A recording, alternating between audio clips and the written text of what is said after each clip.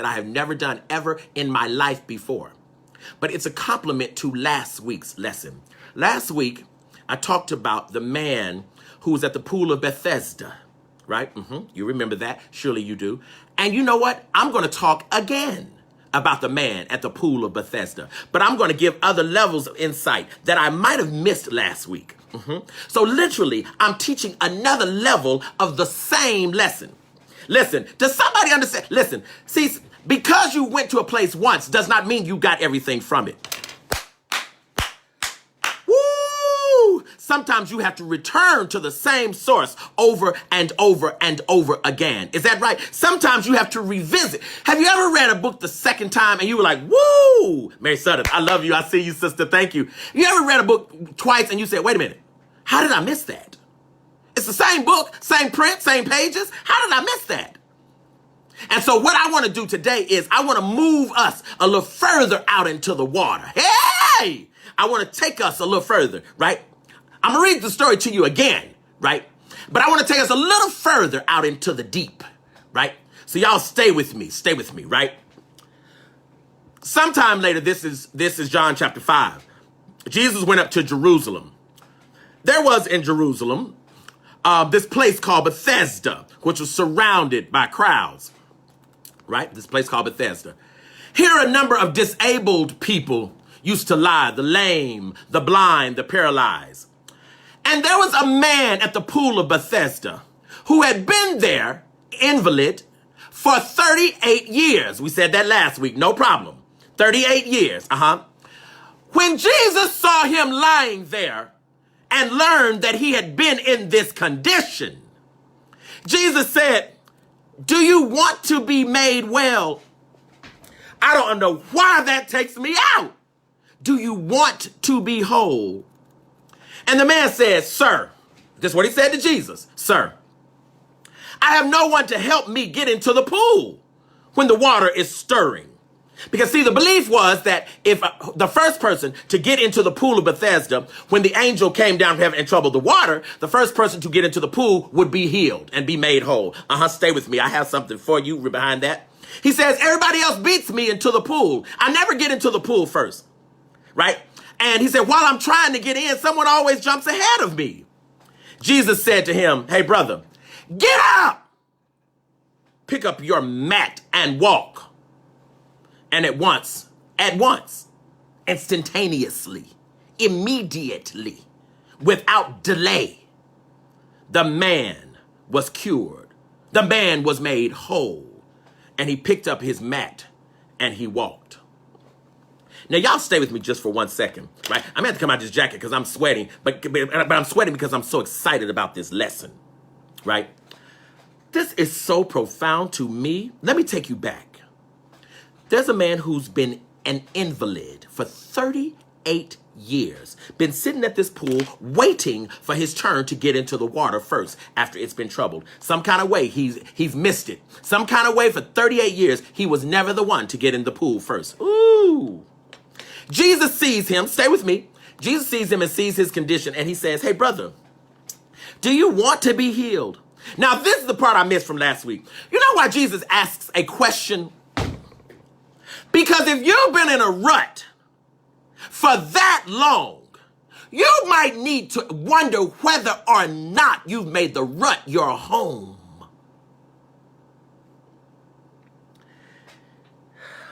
If you've been in a rut that long, you just really might need to question whether or not you like it. God, help me, help me, help me, help me. From all looks of things, you shouldn't like it, but maybe you've made your home on the mat. Maybe the mat is what you now like. Maybe you've contoured yourself and your limitations around your condition, and your condition is in fact now what you prefer. Ooh, God, help me. So Jesus has to ask a question. Why? Because, brother, I need you to think this through for a minute. Do you want to be healed? Now, that's first thing. Second thing. You know what's deep about this question? Y'all gonna have to forgive me. I might have to run and come back. You know what's deep about this question? Jesus does not ask him, what happened to you?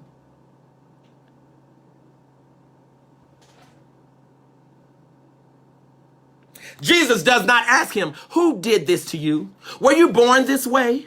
Was there an accident? Jesus never inquires about how the man became lame. Somebody's going to get this in 1 minute. Jesus never inquires what happened to the man. Why?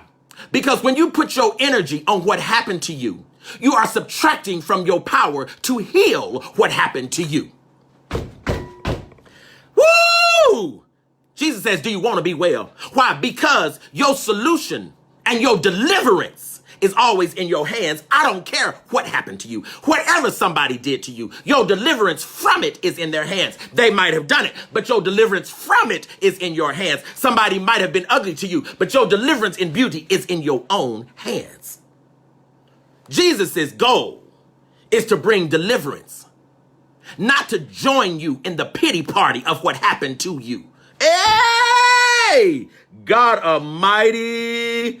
Listen, and I've been in the pity parties. Listen, I've had pity parties and sent invitations. Did you hear me? But Jesus didn't come.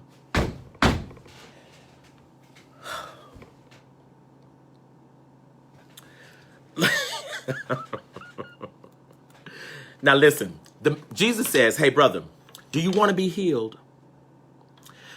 And here's the deep thing, y'all. The man does not answer the question. The man never answers the question. Jesus says, do you want to be made whole? And you know what the man does? The first thing he does is start explaining why he ain't whole. Hey! He says, hey, sir, people keep getting in front of me. You know, when I try my best to get into the water, others jump in front of me and get into the water first. Jesus says, sir.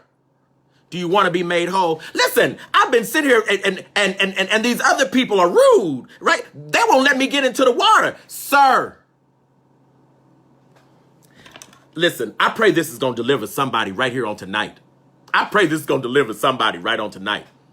The man never answered the question. And y'all, sometimes we don't answer the question because the answer would make us move. Hey, the answer would force us to get the hell up.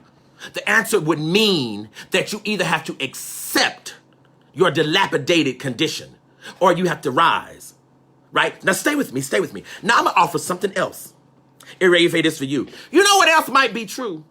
That man might have stayed in that place for 38 years because in the middle of the crowd, he gets attention.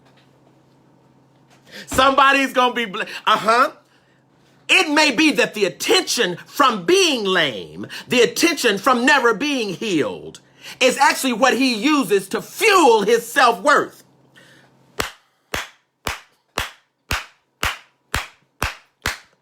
God help me. God help me. God help me. God help me. For 38 years, you were the center of attention. Oh, God help me. So, sir, maybe you don't want to be healed. The man might love exactly where he is. Ain't that crazy? Can you be in a rut and love it? Ooh. Can you be in a rut and build your home around it? Can you be in a rut and define your whole self around that rut? God help me today. God help me today. Now, this is the thing right here. This is the largest thing. That was 3. Number 4. Here's number 4. Jesus says, man, get up. Get up. Get up. And the man does get up, and according to the text, he's made whole immediately. Now, I'm going to say this, and when I tell you I didn't get this at first, but this thing, if I run, y'all forgive me, I'll be right back. The healing wasn't in the water. And here's how you know. The man never got in the water.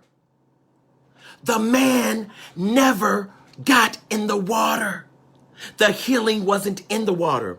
The healing was in the people's belief in the water. Somebody get with me. The healing was in the people's belief in the water. The healing wasn't the water. The healing was the people's belief in the water. And what Jesus showed the man is, sir, if you will believe that the healing is in you, it shall be so. Stand up. Get up.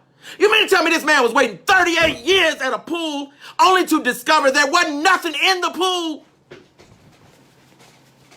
What? Oh my God. Y'all have to forgive me. Y'all have to forgive me. What? What?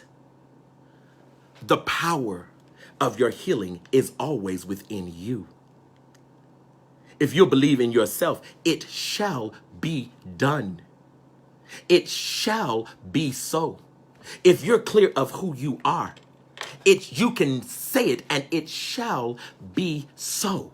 Oh God, help me. Does somebody come on, people? Huh? It shall be so. The man didn't need the water, didn't get in the water.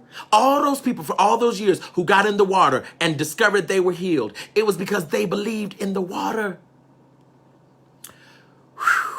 Nazapa Ishan, I don't know what's going on.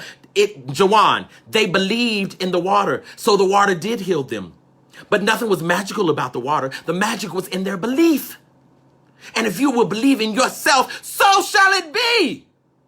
You say it and it shall be so. There's nothing that can happen to me that I do not have the power to speak against. There's nothing that can happen to me that I don't already have the power to claim it not to be so. That's what it means to be a child of God, if you will. That's what it means to be a child of God. That if it happened to me, the defenses were already put in me before the offense ever came. That's why you have these things called platelets, right? That's why the second you start bleeding, your blood starts clotting. Hey, your blood was made to clot before the wound ever came. That's fine. You'll get it later. You'll get it later. Listen. The pool of Bethesda, there was nothing in the pool of Bethesda except the people's belief in it. And so I want to end by saying, black men, believe in yourselves. Black men, trust yourselves. Black men, love yourselves. Black men, love black women. Black men, love black men. Black men, love black children. Black men, love black trans people. Black men, love gender fluid individuals. Walk without fear. Our strength is not in our brute force. Our strength is in our minds. Our strength is in our spirits. Our strength is in our ability to be clear that when we come together along with black women, we are untouchable. We are indestructible. Black men never, ever, ever, ever forget that somebody paid, and somebody paid dearly for you to be clear about who you are. Denounce patriarchy, denounce hypermasculinity, but exalt and hold high the beauty of what it means to be a man in the image of God. I love you. I honor you. I thank you. I praise you. Until we meet again, Ashe.